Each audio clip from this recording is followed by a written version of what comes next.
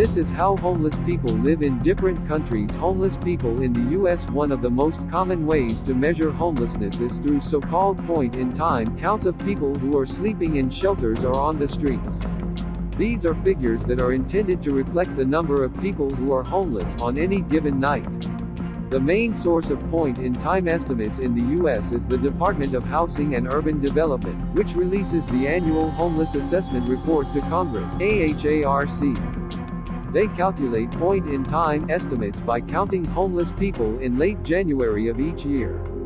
The main underlying sources of data used to produce the figures published in the AHARC are I. Registries from shelters and E. Counts and estimates of sheltered and unsheltered homeless persons provided by care organizations, as part of their applications for government funding. The counts from the care organizations, called continuums of care, in the U.S., come from active counts that are undertaken at the community level, by walking around the streets, using pre-established methodologies. Point 1. The following two visualizations provide an overview of homelessness in the U.S., using the figures from the AHARC. The first chart shows absolute numbers, i.e. headcounts, while the second chart shows relative numbers, i.e. headcount ratios. In these figures, sheltered homelessness refers to people who are staying in emergency shelters, transitional housing programs, or safe havens.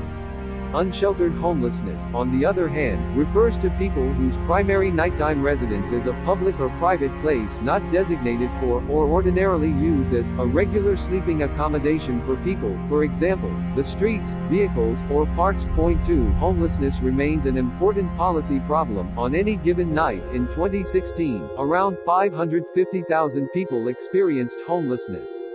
This corresponds to about 0.06% of the total population in the country. 1 in 1,670 Americans is homeless.